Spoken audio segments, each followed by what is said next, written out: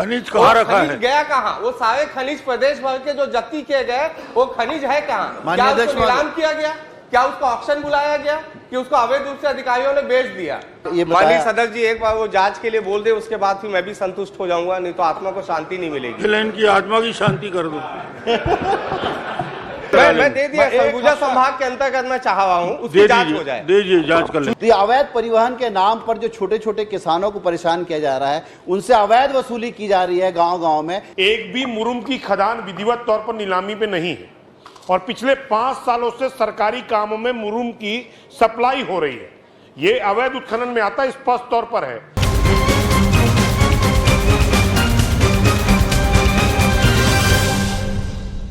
अध्यक्ष महोदय जी, बहुत जल्द अध्यक्ष महोदय जी, माननीय अध्यक्ष महोदय, अध्यक्ष महोदय जी, अध्यक्ष महोदय, एक नेता जी पहली बार ये प्रश्न पूछ रहे हैं, अभी प्रश्न शुरू नहीं किया है। पहली बार वो शेषराज जी ने पूछा है। उसने एक बात आपको याद दिलाई है कि एक 16 साल की बच्ची उसी गलत परिवहन में दब के मर गई है, तो क्या आप उसको क्षतिपूर्ति दिलाएंगे? उसकी घोषणा कर दीजिए।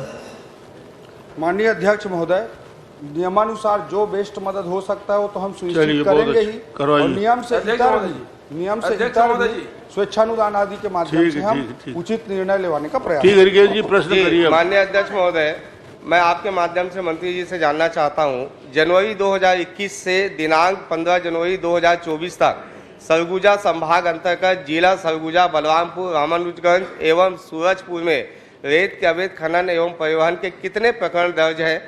रेत के अवैध उत्खनन एवं परिवहन के 10 प्रकरण में क्या कार्रवाई की गई है? जिलेवार मैंने इसकी जानकारी चाहिए।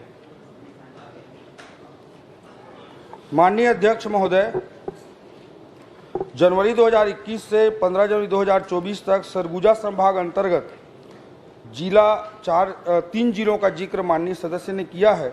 सरगुजा जिला, बलरामपुर, रामानुजगंज जिला एवं सूरजपुर जिला, इन 3 जिलों में रेत के अवैध उत्खनन के 12 मामले दर्ज हुए हैं। उत्खनन के और परिवहन के अलग अलग मामले दर्ज होते हैं अध्यक्ष महोदय।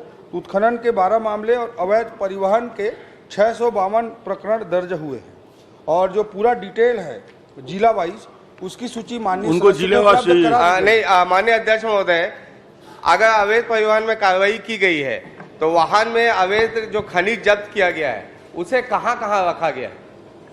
और क्या यह सही है कि थाना रामचंद्रपुर, थाना सनावल अंतर्गत रेत माफिया द्वारा डंप किया गया है, और कितने का अनुमति लिया गया, और जहां जहां डंप है उसमें अभी तक क्या कार्रवाई किया गया है?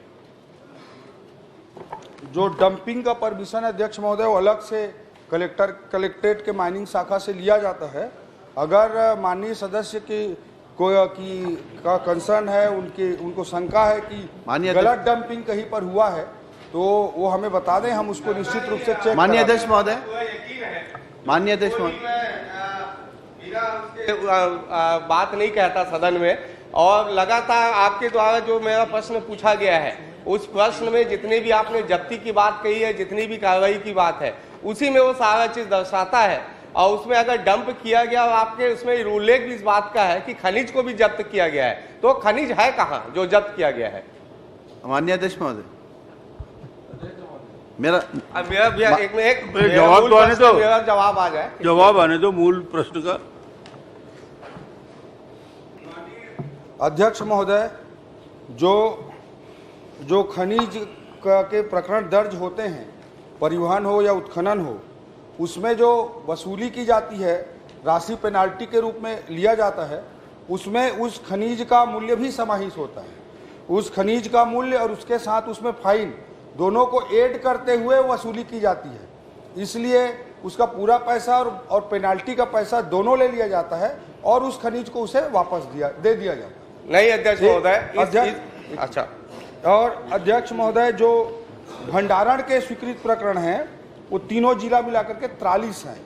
जी माननीय अध्यक्ष महोदय, माननीय अध्यक्ष महोदय, मेरा सौभाग्य है कि मेरे पहले प्रश्न में वित्त मंत्री आदरणीय ओपी चौधरी जी जवाब दे रहे हैं। अगर पेनाल्टी की बात है तो जो आपने उल्लेख किया है कि खनिज जब्त किया गया है, उसमें आपने कहीं भी ये नहीं किया गया कि उससे जो खनिज के रूप में पेनाल्टी लिया गया है, और आपने साफ शब्दों में कहा है कि खनिज को जब्त किया गया है, तो खनिज है कहाँ? मैं ये जानना चाहता हूँ। और ये आपको और बताना चाहता हूँ आदरणीय मंत्री जी, लगातार रेत के विषय पे अभी माननीय सदस्यों ने भी अपनी बात कही है। इसे लेके एक बड़ा भ्रष्टाचार पिछले 5 वर्षों में इस प्रदेश में हुआ है और खनिज जब्त करने के बाद उस खनिज को भी गैर कानूनी रूप से उसको विक्रय कर दिया गया।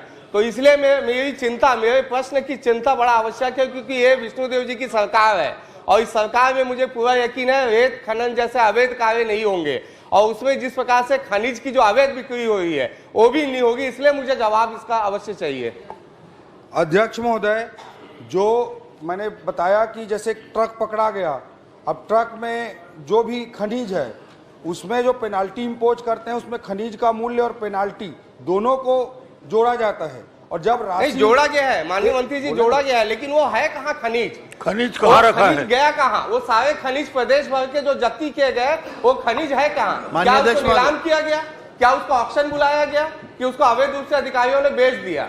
उसे अध्यक्ष महोदय यही मैं रखना चाह रहा हूं, उस खनिज को वापस जो अवैध उत्खनन या परिवहन कर रहा होता है उसी को दे दिया जाता है, लेकिन पेनाल्टी भी उससे वसूली जाती है, उस खनिज का मूल्य भी वसूला जाता है और जब राशि जमा हो जाती है तभी उसको छोड़ा जाता है, वाहन को और खनिज को उसको। लेकिन आपके दस्तावेज में कहीं भी नहीं दिखाया जा रहा है कि उसको वापिस उसको दे दिया गया या बेच दिया गया।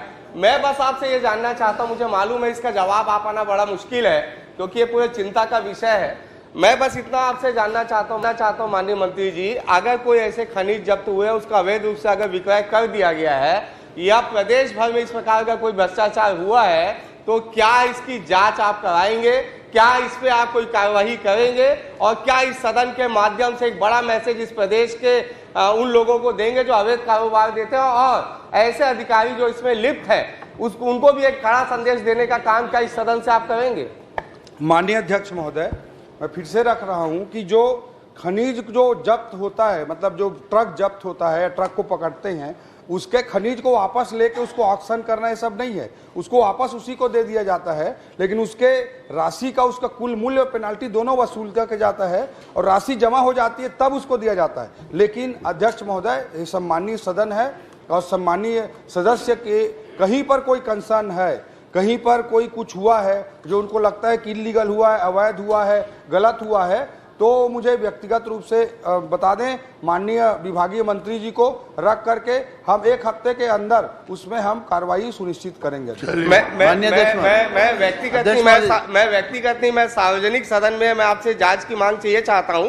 सरगुजा संभाग अंतर्गत जिला सरगुजा, बलरामपुर, रामानुजगंज और सूरजपुर में जितने भी खनिज जब्त हुए हैं, जितने अवैध रेत के काम हुए और जो भी खनिज जब्त हुए हैं उस पे आप जांच की मांग इस विषय पे आप करवा दीजिए कि इस पे आप जांच करवाएंगे और कड़ी कार्रवाई करेंगे माननीय अध्यक्ष अगर ये महोदय, दोषी पाए गए तो।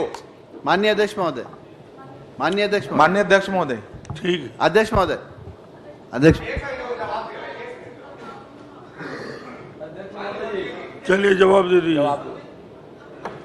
माननीय अध्यक्ष महोदय, माननीय अध्यक्ष महोदय, मैं भी रेत के मेरा भी प्रश्न लगा हुआ पर बहुत पीछे है। माननीय मंत्री जी ने अध्यक्ष महोदय ये बताया। माननीय सदस्य जी एक बार वो जांच के लिए बोल दे, उसके बाद फिर मैं भी संतुष्ट हो जाऊंगा, नहीं तो आत्मा को शांति नहीं मिलेगी। इनकी आत्मा की शांति कर दो।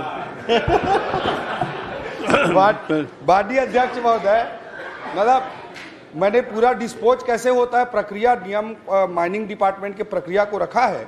माननीय सदस्य को कोई भी विषय है तो उसको सदन के समक्ष रखना चाहे सदन के समक्ष रख दें, डिपार्टमेंट के रूप में बताना चाहे डिपार्टमेंट के रूप में रख दें, कहाँ पे गड़बड़ उसकी सूची पूरे आप दे रही सूची जांच मैं दे दिया, सरगुजा संभाग के अंतर्गत मैं चाह रहा हूँ उसकी जांच हो जाए। दीजिए जांच कर लेंगे। सूची आप दे दें, हम माननीय अध्यक्ष महोदय, इंद्र शाह मंडावी जी। माननीय अध्यक्ष महोदय, अध्यक्ष महोदय, रेत वाला हो गया। नहीं माननीय आपके प्रश्न आएगा देखेंगे। अध्यक्ष महोदय, रेत में बहुत हो गया। वो सर बिलासपुर अध्यक्ष का कोई मामला है, अरपा का कुछ अरपा का मामला है अध्यक्ष महोदय। कहाँ सरगुजा से अरपा आ गया प्रश्न? विधायक। चलिए एक छोटा प्रश्न कर लीजिए। माननीय अध्यक्ष महोदय, माननीय अध्यक्ष महोदय, भैया सब आपने जवाब आप में प्रश्न अपने लगाइए बताया। ना, प्रश्न लगाइए। माननीय अध्यक्ष महोदय, उन्होंने जवाब में बताया कि 12 अवैध उत्खनन के केस रजिस्टर्ड किए गए और 652 प्रकरण में अवैध परिवहन।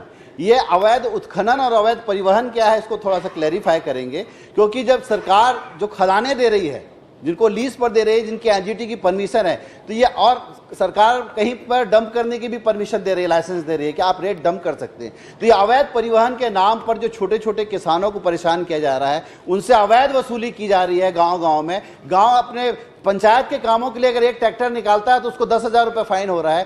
तो इस नाम से जो अवैध वसूली का कारोबार अधिकारियों द्वारा किया गया, इस पर आपका क्या बात है? अवैध उत्खनन और अवैध परिवहन, इसको क्लैरिफाई करें। और इसके नाम पर सिपाही से लेकर 108 का ड्राइवर तक वसूली कर रहा है और परेशान हो रहा है आम किसान जिसके पास एक ट्रैक्टर है। इसके लिए आप क्या व्यवस्था देंगे अध्यक्ष महोदय, मैं जानना चाहता हूँ।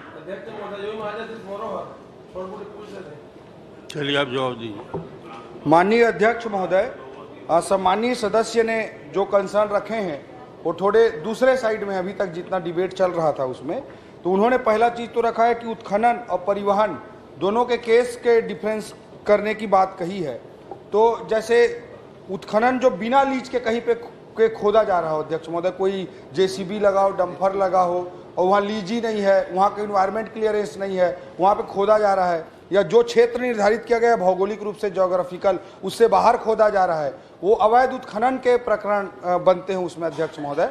और कोई ट्रक चल रहा है, कोई डंपर चल रहा है और वो बिना रॉयल्टी के चल रहा है, बिना रॉयल्टी के चल रहा है, तो उसको जब सड़क पे पकड़ते हैं तो अवैध परिवहन का प्रकरण उसमें दर्ज होता है अध्यक्ष महोदय। टेक्निकली दोनों में थोड़ा ये डिफरेंस है। बाकी अध्यक्ष महोदय, माननीय सदस्य ने जो सेकंड कंसर्न रखा है कि छोटे छोटे ट्रैक्टर वाले या जो भी लोग हैं वो उनको प्रताड़ित ना किया जाए, निश्चित रूप से अध्यक्ष महोदय दोनों विषयों पर हम ध्यान रखेंगे कि एक और गलत करने वाले बड़े बड़े बाहुबली माफिया लोगों पर कार्रवाई हो।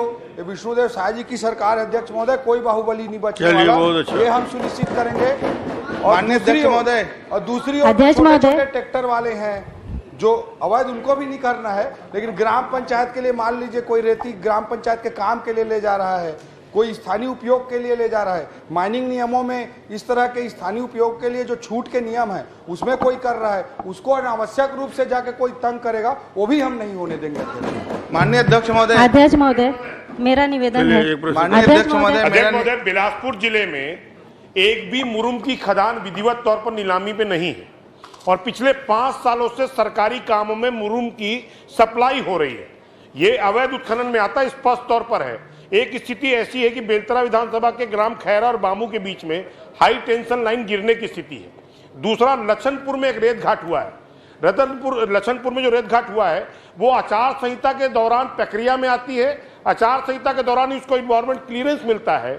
6 बजे से 6 बजे तक का उत्खनन का मामला है, वो भी लेबर से कराना है। वो पोकलेन में खुदाई हो रही है, अवैध भंडारण हो रहा है, जिस पर आज दिनांक तक कोई कार्रवाई सुनिश्चित नहीं हुई है।